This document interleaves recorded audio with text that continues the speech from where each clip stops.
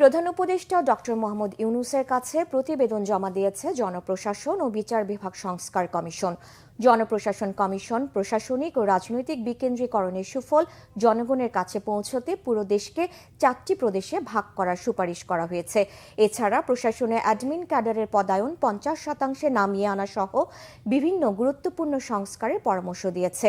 অন্যদিকে বিচার বিভাগ সংস্কার কমিশন বিভাগের পর্যায়ে হাইকোর্টের বেঞ্চ এবং উপজেলা পর্যায়ে ম্যাজিস্ট্রেট কোর্ট নিয়ে যাওয়ার সুপারিশ করেছে।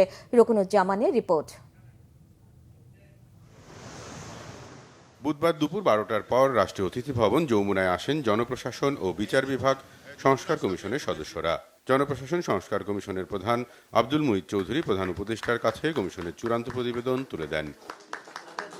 কমিশনের রিপোর্টে পুরো দেশকে 4টি প্রদেশে ভাগ করা, ঢাকা, নারায়ণগঞ্জ, গাজীপুর নিয়ে মেট্রোপলিটন সরকার গঠন, নতুন 2টি বিভাগ, প্রশাসনে অ্যাডমিন ক্যাডারের পদায়ন 50% নামিয়ে আনা, স্বাস্থ্য শিক্ষার জন্য আলাদা পাবলিক সার্ভিস কমিশন সহ বিভিন্ন গুরুত্বপূর্ণ সংস্কারের পরামর্শ দেওয়া হয়েছে। আমরা সুপারিশগুলো করেছি, কিছু আছে স্বল্পমেয়াদী, আমরা যেগুলো মনে করছি 6 মাসের মধ্যে করা যাবে, আর মধ্যমেয়াদী 1 থেকে 2 বছরের মধ্যে দীর্ঘমেয়াদী সুপারিশ আছে যেগুলো পরবর্তীকালে ক্রমান্বয়ে দেখা যেতে পারে। একটা স্থায়ী জনপ্রশাসন সংস্কার কমিশন থাকা উচিত, যাতে করে মাঝে মাঝে এটা রিভিউ করা হয়, instead of setting up a commission every time. আর আরেকটা হলো যে এই কমিশন যাতে এবারের যে কমিশনগুলোর রিপোর্ট এগুলো বাস্তবায়নের এই জিনিসটা তদারকি করতে পারে। এরপর প্রধান উপদেষ্টার কাছে বিচার বিভাগ সংস্কার কমিশনের প্রধান বিচারপতি শাহ আবু নাইম মমিনুর রহমান প্রতিবেদন তুলে দেন। বিচার বিভাগকে সম্পূর্ণ স্বাধীন করতে সংবিধানের বিভিন্ন সংশোধনীর পরামর্শ রয়েছে এই রিপোর্টে। এছাড়া হাইকোর্টের বেঞ্চ বাড়িয়ে বিভাগীয় শহরে এবং ম্যাজিস্ট্রেট কোর্ট উপজেলা পর্যায়ে নেওয়া, পুলিশের পরিবর্তে পৃথক মামলা তদন্ত সংস্থা গঠন করা, আদালত প্রাঙ্গণের বাইরে আইনজীবীদের রাজনীতি করা নিয়ে সুনির্দিষ্ট সুপারিশ রয়েছে প্রতিবেদনে। অ্যাডভোকেটসদের পলিটিসাইজেশন হয়েছে, তার রিফ্লেকশন নানা ধরনের কর্মকাণ্ডে এসে যায়। সেই জন্য অ্যাডভোকেটসদের আপনার কিভাবে ওই রাজনৈতিক কর্মকাণ্ড কোর্টের বাইরে যেন থাকে, সেটার জন্য আমরা কিছু সাজেশন দিয়েছি। যে সিদ্ধান্ত দিবে বিচার প্রক্রিয়া, সেটা মূলত নির্ভর করবে যে ম্যাটেরিয়াল গুলো প্রডিউস করা হচ্ছে কোর্টের সামনে, সেগুলো কালেকশনের দায়িত্ব, একটা বড় অংশের দায়িত্ব হচ্ছে বর্তমানে পুলিশের। তো সেখানে নানা ধরনের ইনফ্লুয়েন্স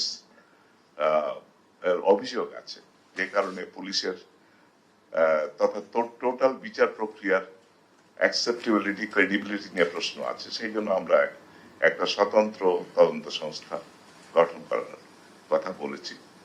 পরে রাষ্ট্রীয় অতিথি ভবন যমুনার সামনে কমিশনের এসব প্রতিবেদন নিয়ে ব্রিফিং করেন প্রধান উপদেষ্টার প্রেস সচিব। কনসেনসাস কমিশনের সাথে পলিটিক্যাল পার্টিগুলোর কথার মাধ্যমে একটা ডিসিশন হবে যে কতটুকু রিফর্ম আসলে খুব দ্রুত করতে হবে, কতটুকু পরে করা যাবে। সেই ঐক্যমতের উপরে যতগুলো রিফর্ম, যে না এই যে ওনারা 5000 রিফর্মের কথা বলেছেন, তার মধ্যে 2000-এর ব্যাপারে সবাই ঐক্যমতে আসছেন। এই ঐক্যমত যেটা হবে, কনসেনসাসে যেটা রিচ হবে, সেটাই সবাই সাইন করবেন পলিটিক্যাল পার্টিগুলো, এবং সাইন করার পরে যেটা দাঁড়াবে সেটাই হবে জুলাই চার্টার। এই জুলাই চার্টারটারই বাস্তবায়ন এই গভর্নমেন্ট কিছু করবেন, পরবর্তী গভর্নমেন্টগুলো এসে করবেন, এবং এই বাস্তবায়নের আলোকে নির্ভর করবে এই ইলেকশনটা কি এই বছরের ডিসেম্বরের মধ্যে হবে নাকি আগামী বছর জুনের মধ্যে হবে। সংবিধান সংস্কার কমিশন সহ প্রধান 6টি সংস্কার কমিশনের মেয়াদ শেষ হবে 8 ফেব্রুয়ারি। এরপর থেকেই কাজ শুরু করবে প্রধান উপদেষ্টা অধ্যাপক মোহাম্মদ ইউনূসের নেতৃত্বে জাতীয় ঐক্যমত্য কমিশন। রকুনুজ্জামান, বাংলাভিশন, ঢাকা।